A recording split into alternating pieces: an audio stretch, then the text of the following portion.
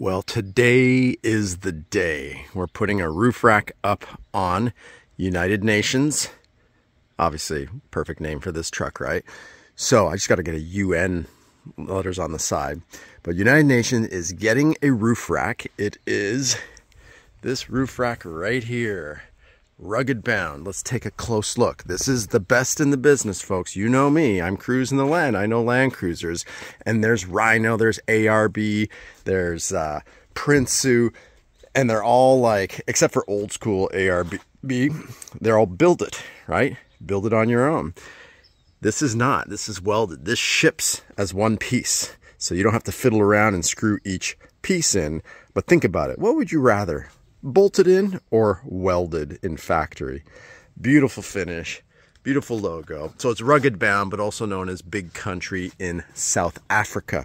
So they've been making this since the beginning of time. When Land Cruisers were born and Land Rovers, they make these racks. They make them for Gladiators. They make them for a whole bunch of different trucks, but mostly Land Cruisers and Land Rovers. Yeah, the Gladiator is just like a short one for the top.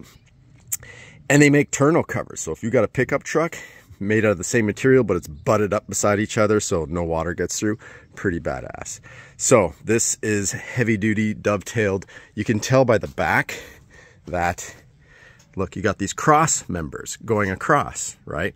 That's all you got when it comes to like the other roof racks out there. Here, crossbar plus the bar that runs across that, welded on each end, welded to each crossbar, dovetailed.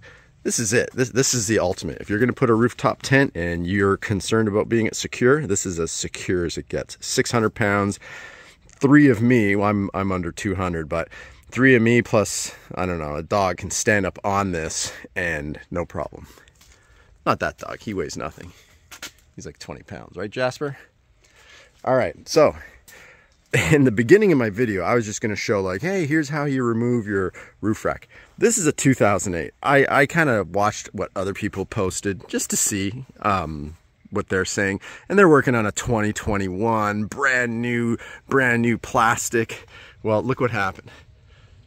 I looked at what they said, you know, pry tool, and you can't just walk up and take it off, right? I've already removed this, but very delicate, brittle plastic. That one just broke in one spot, and I said, screw it. This one also broke, but it slides. It's just like a C bracket to expose your bolt.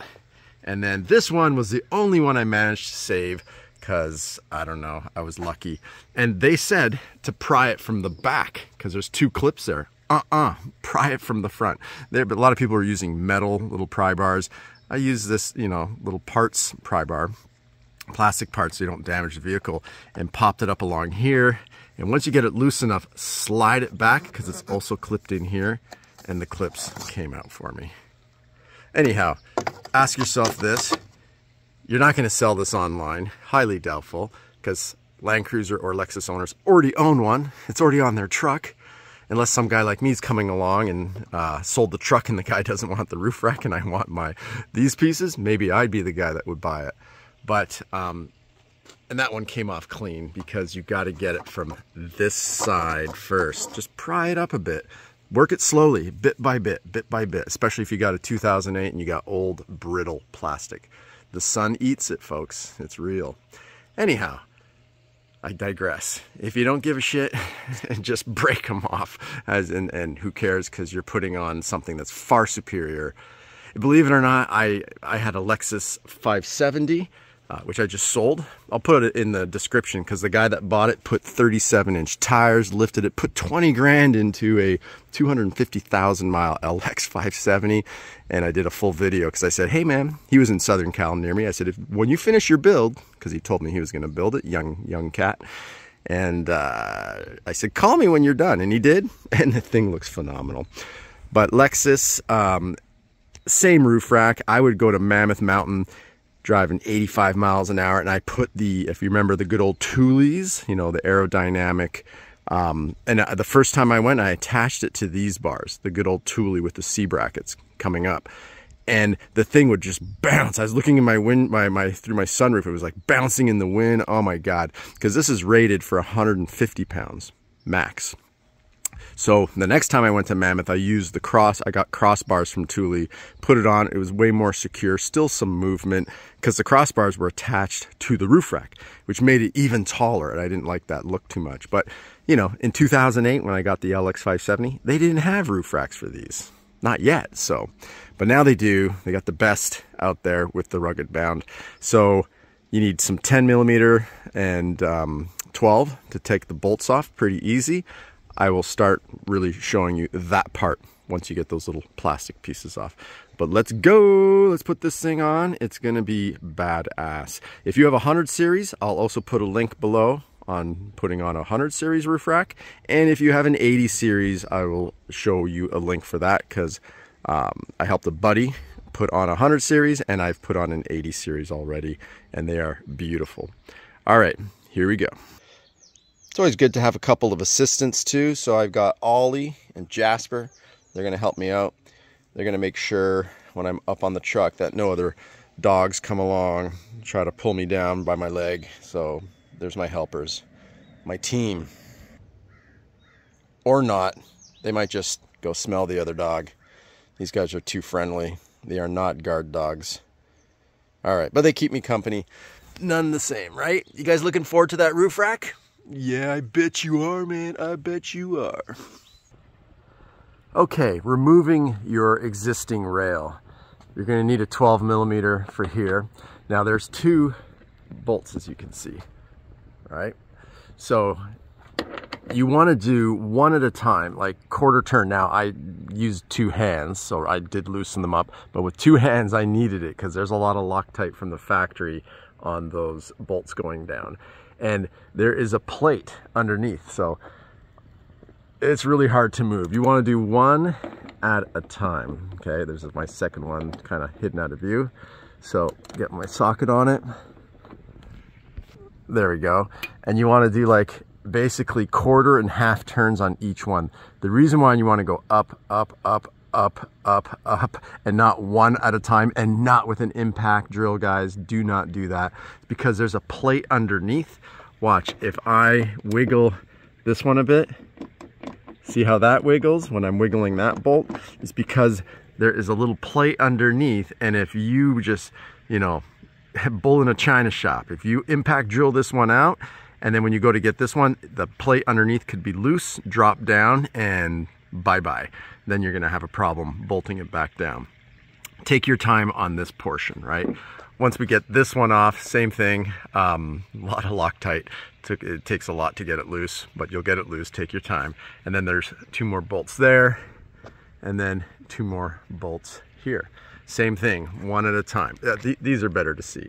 So I did break these ones loose. So you wanna do like half turn, and again, see when I wiggle that, it wiggles that. It's because you have a bracket that comes up, that barely comes over those 2 holes. So take your time, because you want to keep those, you're going to need them. All right, let's get this off on both sides, and then we'll get our rails in. All right, so I did take a couple minutes just to do half turn, and as they get looser, you can do that more until you can, you know, do a full turn when they get looser. And look, I'm taking it out by hand, nice and easy. And look at all that Loctite that they put. They gunk it on. That's why that first couple turns is hard. You might hear it pop. It might go like pop, snap. That's just the Loctite breaking loose. So take your time. This is not a rush job. Use a hand ratchet. Do not use a drill, impact drill at all, okay? You want to take your time. So there it is. That's off. There's going to be a plate here. Well, I'm going to take the rest off, and then we'll worry about getting the whole piece off entirely. Look at that. So same thing through the rest of these pieces. I'm going to wait till everything's off before I, you know, lift this whole thing up. And then remember, don't leave your bolts up here on top of the car. They'll roll off. You don't want to lose them. I put them here, so I'll put like front, center, rear in a secure place so you can access those again. But there, I believe there are replacement bolts that we're going to be using, in fact. So good to keep these on hand. You can never have enough bolts in your odds and ends toolbox bolt tray. All right, let's do the rest. Yeah, there goes my help, just playing around.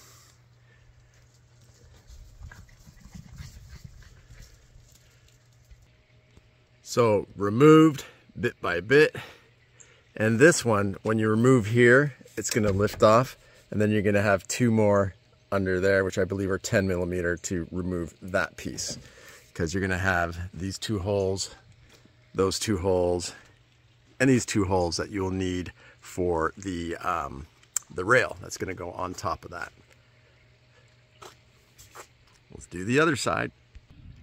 Okay, everything is unbolted, so let me show you what I mean when you're taking it out bit by bit. You see there? You see those two yellow pieces that are just coming above the line? I'm gonna clean that all out. That's what you don't want to lose and have drop below that, because you are not fishing that back out. That's why you take your time, save those. You're going to hand start the thread. You know, maybe when you get this thing all the way down, then you can, I would still do it by hand, but then maybe you can use your impact drill on a light setting. But that's the only time not to remove, guys. Do not even attempt it. It's not a rush job. This whole thing will take you an hour and a half for your first time. If you do 2 or 3, it'll start taking you an hour, but this cannot be rushed. All right, let me remove this now. Okay, there it is with the roof rack off. So removal of your roof rack is about a 20-minute job, 20 to 30 minutes, you know, finding your tools, getting ready, storing the roof rack. So I did forget those 2 middle clips. Those just lift up. But some people, they like this look on the LandCruiser. I guess if you don't have cargo, that's what you can do. But if you ever do this, make sure you then seal these holes. So I would actually put a bolt right back down in it with Loctite, maybe a little bit of silicone. You want to close those off, and then I don't know if you can get a piece from Toyota, probably, that'll span from this thing that always pops out. There we go. You know, one bummer, just side note, windshield. The original windshields are phenomenal. No sound in the cabin, Lexus and LandCruiser, they're amazing. But once you crack a windshield, try to go OEM, and then try to go to the place that's doing it and tell them to put lots of the black tar. They miss a little spot, A, you're gonna get water, and B, worse, you're gonna get noise. And then these never quite clip back down like they originally were. This, I smacked it back down in the clip, that's gonna pop up again. Pain in the butt. Oh yeah, and just these come up. Oh yeah, I know, sorry, I still haven't done those bolts. I gotta undo those too.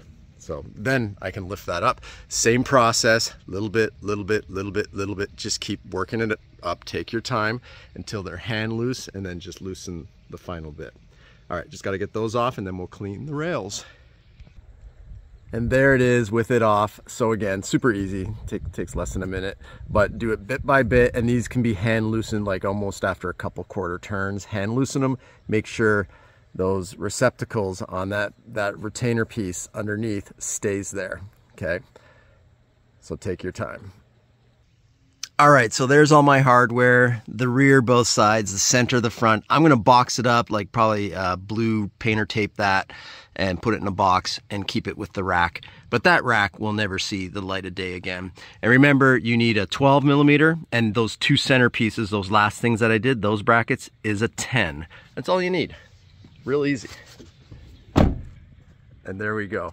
And just side note, if you are getting the rugged bound, I work with rugged bound. I work directly with the owner here in the US. So if you're in SoCal, because when you ship one of those, it's shipped as on a pallet.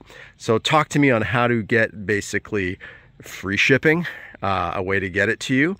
So just reach out to me, and I'll put you in touch with the owner, Theo, to get you your set. Unless you're in SoCal, I'm working with a big LandCruiser shop that A, you can come pick it up for free, and B, get it installed for a minimal fee if you don't want to have to deal with everything that I'm showing you. And they also sell drawers, they sell 260 awnings, a whole bunch of stuff.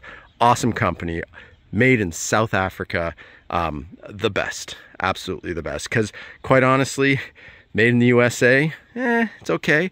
Made in Australia, ARB, which a lot of stuff is made in China anyways, not so good. Things don't fit. I just bought a landcruiser. If you're interested in 200 series, I got a 2016 with the upgrades on the front and the back. I'll do a comparison video of this one and that one. This one will be for sale, so if anybody's interested, this rig will be available soon. 2008, same engine, just the 6-speed versus in 2016 they did the 8-speed. Is one of the big differences, apart from the dash and different leather choices inside and front and back fascia upgrades. But yeah, so what was my point on the 2016? Again, drawers, roof rack, all that good stuff. But I'll do a comparison video of those two, so check that out. And of course, gotta love the 80 series. This one, also, look at the description below. I'm gonna be putting a rack on this 1997 collector's edition. This one's gonna be available for sale as well. But I'm selling this. So the sale price of this and the sale price of this equals one 2016 Land Cruiser. So that's why I'm selling these, so I can get my 2016, which is already bought. It's not shipped here yet. It's got ARB. That's why I was talking about this. So the ARB in the rear, their instructions were off. Things are hit or miss. They don't always work out perfect when you install. Like, man, oh man. But South Africans in South Africa, they got their shit together. This is badass. The drawer system, which I've put on an 80 series and a roof rack on an 80 series, amazing. Fits perfect, the instructions, everything, and I've got videos on top of it. So those guys know what they're doing in South Africa. I would put them on par with made in Japan, just like this Land Cruiser right here. They are top quality, and the roof rack is the most rugged you could possibly have. So why buy a front runner for the same price versus getting this pre-welded, fully done rugged bound, which is the original, by the way. And they have a patent design on the way their dovetail cross members and the bars go lengthwise of the vehicle. I believe in my research, Front Runner tried to do it, and then they got a nice little letter saying, stop. And that's why Front Runner went modular, and quite frankly, successful because of that, because they could just ship to your door and you build it. But trust me, never as strong as a fully welded. Fully welded is the way to go. It's the same thing as bolting on sliders, which is okay, versus welding on permanent sliders. What do you think is going to stand the test of time or ruggedness for those who are pretty extreme with their off-roading and rock crawling? All right, now it's time to put in the rails. Okay, here's the rail, and notice the bend at the end, okay? No, that did not get bent in shipping, all right? Bend at the end there. That's so that, not that it's following the roof line, because you'll notice here, there really is not a huge bend. There is in the front a bit, so it helps with that a bit. Although I don't think we're going all the way to the end anyways. So the reason why there's that bend is so that, imagine if it was straight, it could kind of flop up and down a bit, right? Because it won't be pushing down all the time. But by doing this, once it's bolted down, it has the natural tendency to stay completely sealed to the rail, to the roof line, because of that bend. So again, don't call Rugged Bound saying, yeah, my rails got bent in shipping. No, it's meant to be like that. And they're symmetrical, so you just have to figure out which holes line up and then start bolting in with the provided hardware. Yes, we do use their hardware, and I'll show you in a second. One thing different than the 100 series is you have little collars to kind of help with the distance, because the rail trough here is a little deeper than a 100 series. 80 series, piece of cake, because it just goes to your roof rail. No bolts into the roof required. All right, but you're using existing holes. You're not drilling anything. So let me get this sized up and then show you those bolts and collars. All right, so included with your Rugged Bound rack is this. So you have nice tapered, gonna use an Allen key to get these down. And it has a collar. So that collar, let's just pop it out. You will line it up with the actual hole here. So you line it up and you see that raises this so that this has something to sit on. Otherwise there's a gap and you just have your bolt sitting exposed. So that gives a nice surface for the rail to sit on when you bolt it in. I just got to put a second one right there. That's how that works. All right, so we got 2, 4, 6 in the back. So a total of 12. Count your stuff, make sure I got it all here. So time to start doing that bit by bit. And I'm going to use Loctite, and I'm going to put some black silicone about here and here on this, like near the neck, so that it just gives an extra seal, a good seal. No water penetration whatsoever. And we're using the existing bolt holes. So a little bit of Loctite, a little bit of black silicone, we should be good to go. So you want to place all your collars like so over those yellow holes, and then carefully place down the rail and start from the center. Bolt these down, and then as you bolt these down, it's going to correct that bend. And again, that bend is to make sure it stays surely footed all the time versus being straight, and then it could technically flap, right? That's going to push it down. There's science to it, folks. There is science. So that's my next step. Easy peasy. Okay, and this is why you watch videos like this. So I discovered something. There's 4 sets of holes, and I only took out 3 sets of brackets to put down. And that's because I noticed along here, there's another set of holes, right? So you got to remove this little plastic piece here and just undo these 2 pieces. So I'm going to undo those, and that's why when I counted out my bolts and my collars, I had 16 of each, so 8 for each side. So, you know, and I just installed, in my defense, I just installed a 100 series that has 3 different brackets that you put down to get down your rail. The 200 series is got 4, so I just got to take those out now. So I'm just turning this slightly because I just put in that one centerpiece. We'll remove that, and that also is going to be a secure point. Cool, you learned something. All right. All right, so I added 2 more little collars in there. And word to the wise, when you start from the center, so I'm doing this one, then the back, then the front. Don't tighten this all the way down. You know, just get it in place, get them all in place, and then you're gonna come to your final tightening down. What's nice is you can see your work, right? So kind of the collar acts as a nice guide for you to put the tapered bolt down into. And again, just like removing, do a couple turns. Well, one turn, one turn, one turn, one turn. Just keep going back and forth because you want to keep that piece underneath nice and steady, not start to get cocked like that if you tighten one side too much. So just do it bit by bit, and then your final tightening down. But there we go. She's on now. I just got to tighten down each spot. All right, we came inside, watched some football because it's Sunday. And here's all the gear. So what I wanted to show you is this is what slides in the track, okay? And then this mounts to this piece. So 2 bolts go in here, right? As so. And then these will go in the tracks, those crossbars, right? But take note, there are 2 different sizes. Do you see how that's low profile? And this was taller. So you got 4 like that, and you got 4 like that. I'm pretty sure the lower tapered is going to be the 2 rear, and the higher is going to be the 2 front, but stay tuned, we're going to see for sure. But I know that in the front, yes, we're going to need the higher ones. And then I've set these to the lowest profile. So because on this piece, see, these ones up here are fixed, and that's going to go up and down that, right? So you can adjust it to wherever you want. But that bottom bolt is going to set the height with those 4 different notches. So you got 4 selectors. I'm choosing the lowest on all of them.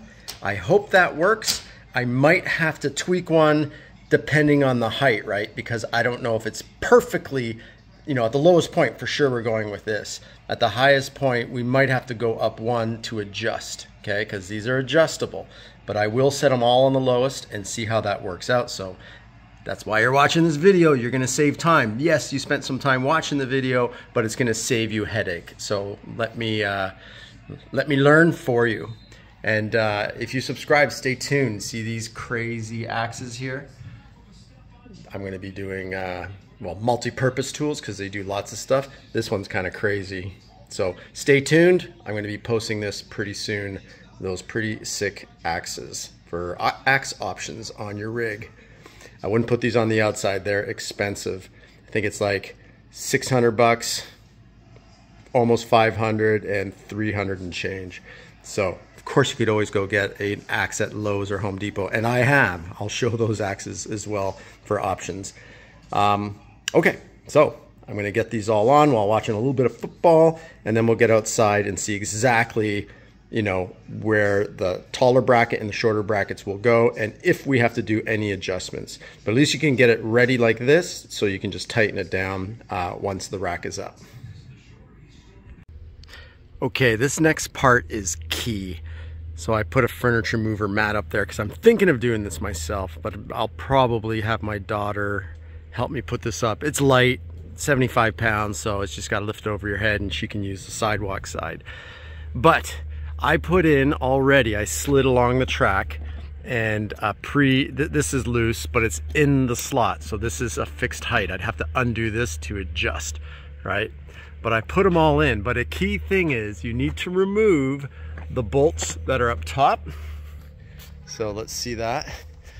You need to remove these because what you're gonna do is drop it in. Let me grab a couple. Okay. So we're gonna drop them in, I'll show you, because they're carriage bolts, right? And note one thing, this is all stainless steel, that's high quality. If you're buying another brand roof rack, make sure they're giving you stainless steel, because if they're not, it means they don't care. If you're just getting cheap, because stainless steel is almost double, probably double the price of just like zinc, like silver, crappy stuff that's gonna rust. Guaranteed. So when you're doing your research and you're like, yeah, I don't know if I want that, I found one for 800 bucks or 900 bucks. Yeah, double check the hardware they give you, because if you like rust on your roof rack and dripping on your car, then that's what you're gonna get. Stainless steel, baby. That's the way it's gotta be. So anyhow, what I think I'm gonna do, I'm pretty sure it's gonna be, because there's 5 rungs, but we have 4 posts, feet to sit on. So we're gonna do 1, 2, 3, 4. So we're gonna go right to the back. So let me show you why you wanna take these out. So drop one in there, slide it to the end, okay? Because that's what's gonna mount to the foot. And then slide and slide. So you gotta do that on all 4. Now, to keep that there, I'm just gonna put a piece of painter tape just to hold them in so they don't slide back, and a piece of painter tape, right? So we're gonna go 1, 2, 3, 4. We're gonna skip the middle one. I think it's better to have the 4 feet on the outer ends. So I'll continue to do that. I'll put my painter's tape, enlist my daughter's help. She should help, right? She's driving this rig right now. And then we'll put it up, and then I'm gonna size the feet to be the appropriate height, because you know, we have to adjust that so the whole roof rack sits level. Okay, check it out. So if you want to go low profile, so we lifted up this rack, of course. I put one side of these down so the rack could sit on it, and I put a furniture cover, put this on top. But if you're going low profile, and remember, there's a tall bracket, so you're gonna put a tall bracket in the back all the way to the bottom, and pre-do this, because here you got space. But when you get to here, you got no space. This gets difficult, and those bolts underneath, those are difficult, okay, to get them threaded. You're gonna need to, if you've got big meat cleavers for hands, you're gonna need help. So I would pre-do this, set them all to the base, small one in the middle, and then the bigger ones on the 2 ends, and set it to the base. That'll be your low profile. Now, if you go higher, just go up every single one dot, or another dot, or another dot, if you want to have this high. Like some people put, I don't know, tables underneath. You can store stuff underneath this. Some people want access so they can wash it, you know, with their hand going across, because here it's kind of hard to get your arm through. So getting those upper bolts under there, that's a 13 mil, same as this, 13 mil. You see this I could hit with my you know, impact. Here I can't, it's too tight. So I have to get a low profile. I'm gonna have to get a low profile wrench. You know, the wrench ratchets, I'm gonna have to get a wrench ratchet for these. So these are secure. The rear is secure. I had room to get in there, right, with my my impact drill, but these ones are too tight to get to. So let's just look at the other side, because we had a bit of sun. So again, from going from the back to the front, use the tall one if you're going for low profile to the lowest circle, right? Because that locks this in, and then you tighten these down. Go to the lowest, and then small one, the shorter bracket, and then the front's going to be the tall bracket. So tall are the bookends, smaller, smaller, tall, all set to the bottom, and it worked out great because look at that profile. It's perfect. So I'm just wrapping it up now. I'm cinching them down. So once I have it in place, like, you also want to make sure you lift up your tailgate like so, and make sure you got clearance, right? So see my clearance, perfect. So it kind of lines up with the end of the vehicle, that trim piece. Maybe just in a little bit is really where you want to put it, and tailgate can close. And on the front, unlike the 80 series or the 100 series that comes up more like a baseball cap sticking further, the 200 series is a little shorter. Maybe because this is just more of a slope, so they ended it there. So that's it. Next we're going to put little caps. So there's black caps to hide all the stainless steel, even though the stainless steel is kind of a cool look. But again, I'm having trouble. It's so tight in here to get the second carriage bolt. Like, the bolt's already in, and then you got to sit this down on it, right? That's why you tape them on each side. So they were here, lift this up a bit, find the positioning, and then drop it down. So the carriage bolts, you know, are coming this way, and then you got to put the nut that way, back up towards it. So put your washer, put your nut. It's easy if it's high profile, but when it's low profile, oh my God, this is difficult. You'll know what I mean when you try it if you're going low profile like me, but it can be done. All right, so I'm just gonna tighten everything up, maybe wait for a shadow to cast everywhere, and we'll get our final shots. And I'll put some action tracks up there that I actually sell. Anybody's interested, I ship them, or if you're in SoCal, you can pick them up for, like, what is it? I do 15% off. With yellow zinc. So I'll put some of those up there. You'll see how cool that is. And maybe some Zargs cases, which I have those too. And I'll put a 23-0 or a Rome case so we can get the look. And I love the new badging on it. So before it was that kind of sunset. Now it's that. It's badass. That looks so awesome. Look how that's coming along.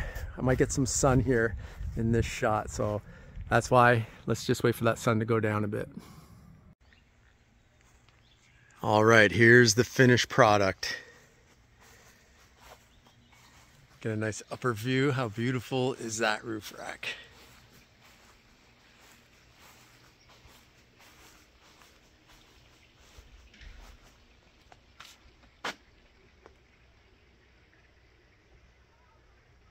This is set to the lowest profile. It's not crazy low. You get these nice caps to finish it off, so you just hammer them down, put them into place. So the stainless steel would be fine because it could be weathered. It's stainless steel, so it's corrosive free. Look at that nice badging. Big Country, which is the parent company in South Africa. Look at that front view.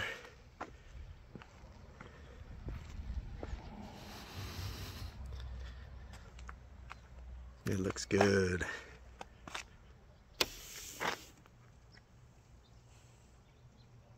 So you have carriage bolts down every single one. So down the rails here as well. You can see there's your entry point to put in a carriage bolt in the center of each one of those. to lock down any type of equipment you want. Oh yeah. So I'm going to put some gear up there just to give you an idea what it could look like. And this Land Cruiser is going to be for sale. I have a 2016 that's coming. So same engine, different, it's what, a 8-speed instead of 6-speed, and the Terra interior. And less miles in this one, but these things will go 400,000 or 500,000 miles. This one's at 209,000 and still just purring like a kitten. And you get badging on the back as well.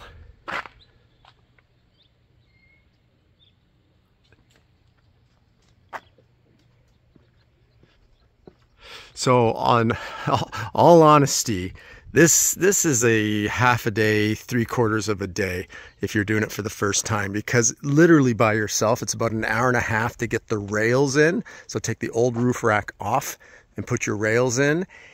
And then it's another hour and a half to put this up. So I think this is a 3 to 4 hour job for an individual doing it for the first time. So doing this with 2 people, it's probably a 2-hour job. It takes time for the first time. If you're doing it a second time, maybe you shave off a half hour because you start to know, you know, the little details. But you see, remember, it was pre-bent, the rail, the bar down here below. So you see that's why it's got its curve, and it's holding down tight. Like, yeah, you can't get under there. And on the front, same thing. That's the bend right here, and it's coming down tight. So it just presses it down all the time. All right, let's put some gear on. Let's see what it looks like.